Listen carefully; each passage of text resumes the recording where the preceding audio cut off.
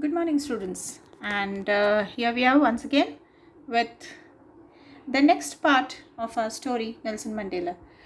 We shall quickly revise what we did in our part 1. Mr. Nelson Mandela was sworn in as the first president, and he was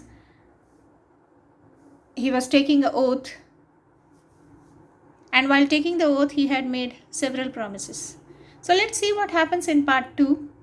A few moments later, we all lifted our eyes in the air as a spectacular array of South African jets, helicopters, and troop carriers rolled in perfect formation over the Union buildings. So we are going to underline the word "a" spectacular array. The meaning is already given. It is an impressive display, colorful and attractive.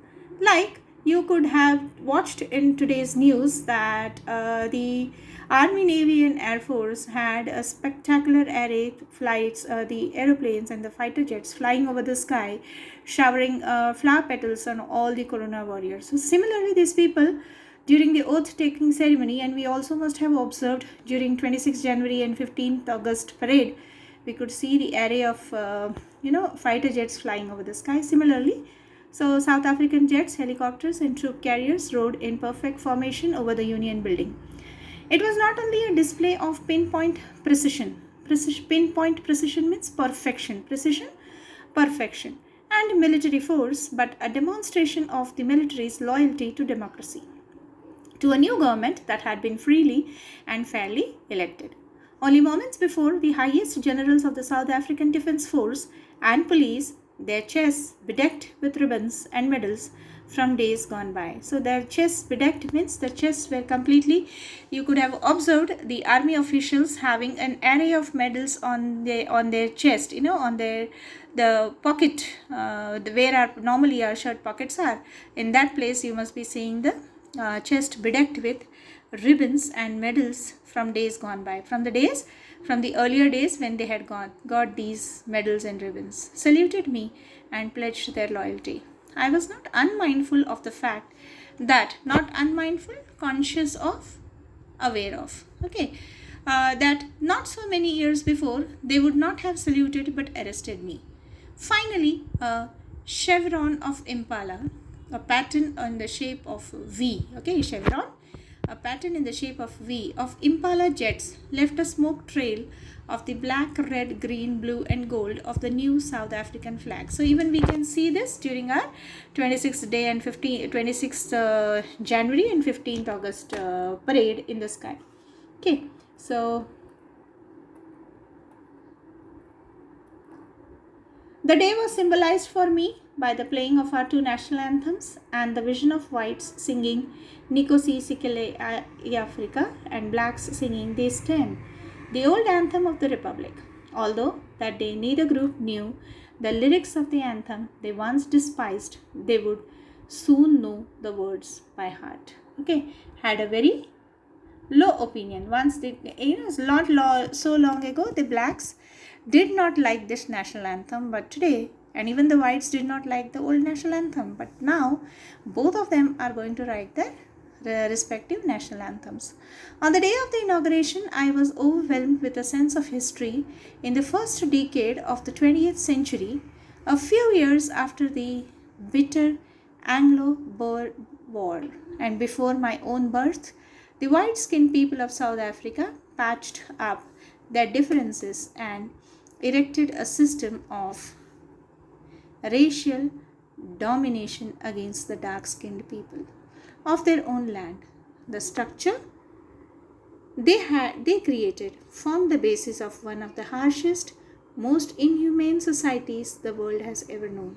Now, in the last decade of the 20th century and my own 8th decade as a man, that system had been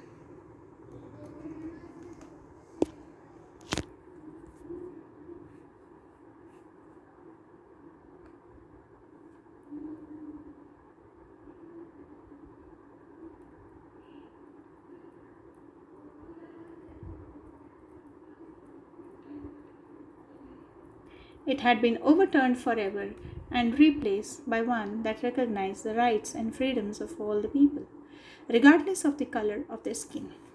That day had come about through the unimaginable sacrifices of thousands of my people whose suffering and courage can never be counted or repaid. Okay, so every independence struggle or freedom struggle will have this, will have this unimaginable sacrifice of thousands of people.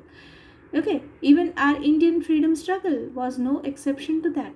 So any revolution, you must have read about French Revolution, Russian Revolution in history. So any of the revolution, any country you talk about, it is achieved only after the unimaginable sacrifices of thousands of the people of that country. People whose suffering and courage can never be counted or repaid. I felt that day, as I have on so many other days, that I was simply the sum of all those African patriots who had gone before me. That long and noble line ended and now began again with me. I was pained that I was not able to thank them and that they were not able to see what their sacrifices had wrought. Had old-fashioned formal word, done or achieved. Wrought, brought. Okay, what their sacrifices had brought. So now Mr. Mandela is feeling bad that he is unable to thank those patriots who had really sacrificed their lives for seeing this day, seeing Africa as an independent nation. The policy of apartheid created a deep and lasting wound in my country and my people. All of us will spend many years, if not generations, recovering from that profound hurt. Okay, deep hurt, from that deep hurt that they were all, going through when there was this system of apartheid in South Africa. It will not be forgotten by generations. But the decades of oppression and brutality had another unintended effect, and that was that it produced the Oliver Thambos, the Walter Sisulu, the Chief Luthuli, the Yusuf Dadus, the Bram Fishers, the Robert Sobukwe's of our time. Men of such extraordinary, you could see Oliver Tambo, Walter Sisulu, Chief Luthuli, Yusuf Dadu, Bram Fisher, and Robert Sobukwe.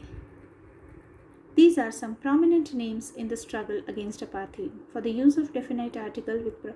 So we will be seeing why they have been called. When you go back, he has said that the Walter Sisulu, the Chief Luthuli, the Yusuf Dadus, the Bram Fishers. When we all very well know that the definite article the is never used before a proper noun. So why it has been used, we would be studying in our textual exercises, which is there after the lesson, which is on page number 25. Okay, let's move forward with the lesson. I hope you have understood till now. The page, these two paragraphs which we have read, describes about the the ceremony after the oath taking that was held in the Union Building. So courage and wisdom and generosity that their like may never be known again. Perhaps it requires such depths of oppression to create such heights of character. So unless humanity is challenged, this kind of wonderful characters are never created. Imagine, had India never been under the rule of Britishers, would there have been a Mahatma Gandhi? Would there have been the patriots and the freedom fighters of whom we talk about? No, only because we were oppressed by the Britishers, they stood up against the oppression and such great characters were created. My country is rich in the minerals and gems that lie beneath its soils, but I have always known that its greatest wealth is its people, finer and truer than the purest diamonds. So, Mr. Mandela feels that more than anything else, what a country can be proud of is not the minerals and the diamonds which lie under the soil, but those wonderful characters, those people who live in the country, who are more finer and truer than the purest diamonds. So the remaining part of the lesson will continue in the next video, children. Thank you.